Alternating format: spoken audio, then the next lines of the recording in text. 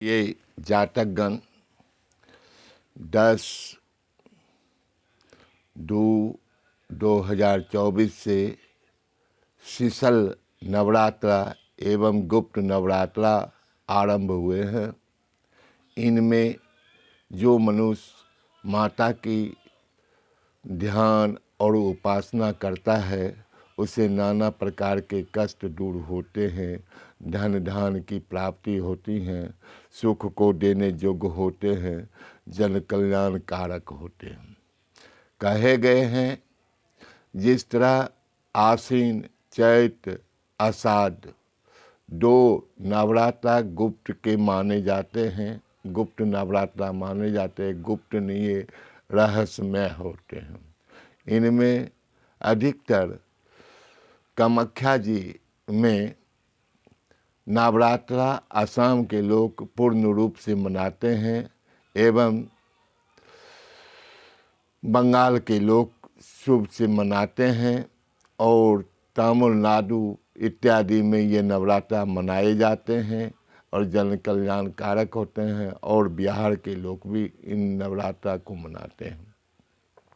ये नवरात्रा विशेषकर तांत्रिकों और ज्योतिषों के लिए है जो सिद्ध करने की योग्य है, अनेक प्रकार के विद्या धन धान की सिद्ध्यादित करते हैं और कल्याण कारक करते हैं। जिस प्रकार आश्विन में ये नवरात्रा होते हैं उसी प्रकार आज ये नवरात्रा मनाए जा रहे हैं, जिनमें प्रथम शैलपुत्री की पूजा, द्वितीय ब्रह्मचारिणी की पूजा किए जाते हैं। इसी प्रकार क्रमशः पूजा लोग करते हैं, पाठ करते हैं और शुभ कल्याण कारक होते हैं। प्रथम 10/2/2024 से शनिवार को प्रथम शैलपुत्री के रूप से दर्शन किए जाएंगे। उसी तरह 11/2/2024 को द्वितीय ब्रह्मचारिणी के रूप में दर्शन किए जाएंगे और 12/2/2024 को तृतीय चंद्रघंटा के रूप से दर्शन किए जाएंगे और 13/2/2024 को कुसुमांडिका एवं पंचम स्कंद मातृका के रूप से कुसुमांडिका के रूप से 13 तारीख को मनाए जाएंगे। 14 को स्कंद मातृका के रूप में दर्शन होंगे और 15 को माता कात्यायनी के रूप में दर्शन की जाएंगे। सप्तम सौभाग्य की बात यह है, इसी में अचल सप्तमी यानी रथ सप्तमी और मघ सात इत्यादि लोग कहते हैं, सूर्य और माता महाकाली रूपी महालक्ष्मी रूपी दोनों की उपासना करते हैं। विशेष कर मघ सातः में सूर्य की पूजा किए जाते हैं जो 16 तारीख को होंगे और यह जनमानस को कल्याण कारक किए जाएंगे। ये मघ सातः या अचल सप्तमी के रूप में माने जाएंगे। इसमें मनुष्य प्रातः काल उठकर स्नान ध्यान कर भगवान सूर्य दिवाकर के पूजा करेंगे और जल इत्यादि अर्पण कर मीठा भोजन करेंगे, मीठा नैवेद्य भगवान सूर्य को लगाएंगे। इसी प्रकार यह मकर संक्रांति मनाए जाएंगे। यह 16 तारीख को महाकाली रूपी निशा पूजा इत्यादि के रूप में सिद्धात्री सिद्ध रूपी कालरात्रि के रूप में मनाए जाते हैं और 17 को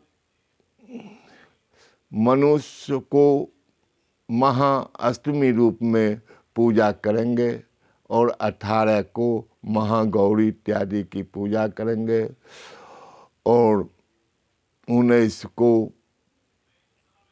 सिद्धधात्री हवन इत्यादि कर हवनादित पूजा करेंगे और जन कल्याण कारक होंगे।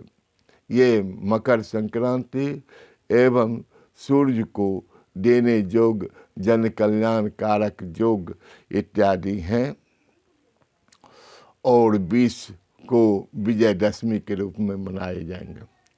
कहा गया है कि यह गुप्त नवरात्रा जनमानस के लिए, मनुष्य के लिए अनेक प्रकार के शुभ और धन धान देने योग्य है, जन कल्याण कारक है, सुख देने योग्य है।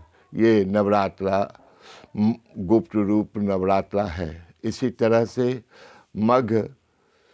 माघ मास की पूर्णमासियों को 24 तारीख को स्नान ध्यान करेंगे और माघ रूपी कल्प मेला, कल्प स्नान ध्यान माघ काशी विश्वनाथ और ऋषिकेश और हरिद्वार में इनको कल्प रूपी मेला माने जाते हैं।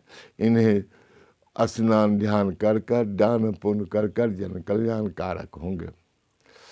इसमें मेष राशि वाले के लिए धन देने योग्य होंगे। वृक्ष राशि वाले के लिए थोड़ा सा कष्ट का सामना करना पड़ेगा। शुक्र शनि का उपासना करना पड़ेगा। मिथुन राशि वाले के लिए मिथुन राशि वाले के लिए जो है बुध और गुरु इत्यादि की पूजा करनी पड़ेगी, शनि की पूजा करनी पड़ेगी। कर्क राशि वाले के लिए चंद्रमा एवं सूर्य को ध्यान करना पड़ेगा और जन कल्याण कारक होगा। सिंह राशि वाले के लिए शनि की अरहिया चल रही है, वह अनेक प्रकार के कष्ट देता है, इसलिए शनि की उपासना करें, धन धान की प्राप्ति होंगी। कन्या राशि वाले के लिए ठीक मिथुन राशि की तरह ही उन्हें बुध और मंगल इत्यादि की पूजा करनी पड़ेगी और शुभ कल्याण कारक होंगे। तुला राशि वाले के लिए ये वर्ष बड़ा शुभ कारक है और उन्हें धन धान और राजयोग बनते हैं और नई कार्य होंगे, क्योंकि सप्तम भाव में चंद्रमा का विराजमान होना सुख देने योग्य होता है। वृश्चिक राशि वाले के लिए चतुर्थ चंद्रमा पड़ जाने से उनकी माता पिता और बंधु बांधव और संतान पर थोड़ा सा घाव घरोस इत्यादि का कष्ट होंगे। रक्त संबंधिक और गैस इत्यादि संबंधित परेशानी करेंगे। इस प्रकार वृश्चिक राशि के हैं। धनु राशि वाले के लिए ये वर्ष बड़ा ही शुभ कारक है, धन देने योग्य है, लेकिन उन्हें खष्टम भाव में बृहस्पति पड़ने से उन्हें कष्ट की सामना करना पड़ता है, इसलिए शत्रु और मित्र इत्यादि ज़्यादा विराजमान होंगे और उन्हें कष्ट कारक होंगे। मकर राशि वाले के लिए ये वर्ष बहुत शुभ कारक है, गाड़ी वाहन और प्रॉपर्टी इत्यादि का अर्जन करेंगे। कुंभ राशि वाले के लिए ये वर्ष अनेक प्रकार से कष्ट लेकर कफ इत्यादि नाना प्रकार के दुख इत्यादि को सामना करना पड़ेगा। साझेदारी व्यापारी करने के लिए उसे सोच समझ कर करनी पड़ेगी और धन धान किसी देने के लिए मित्र बंधु से सहयोग लेने के लिए विचार विमर्श कर करना पड़ेगा। इसलिए वह शनि के सूर्य की उपासना करें तो लाभकारक होंगे। और मीन राशि वाले के लिए ये चंद्रमा ठीक विपरीत दिशा में है, वह खस्तम भाव में है, धनु की तरह ही उसे शत्रुता, रोगता इत्यादि की सामना करना पड़ेंगे और धन धान पर कष्ट होंगे। वाहन इत्यादि से सतर्कता से चलानी होगी और जो है दुर्घटनाग्रस्त होने की संभावना बनी रहेगी। लेकिन बृहस्पति की आराधना करने से, दुर्गा पाठ इत्यादि करने से सुख कारक होते हैं, धन देने योग्य होते हैं। इसी तरह प्रिय जातकगण, प्रिय धन उपासक और धनादित्य, धन को पालन करने वाले जातक गण कृपया भगवान की पूजा आराधना करना न छोड़ें और धन धान की लाभ होंगे। और इस तरह आप नवरात्रा का जो सुख और आनंद है, भगवती की पूजा आराधना करते रहें, सुख देने योग्य होंगे।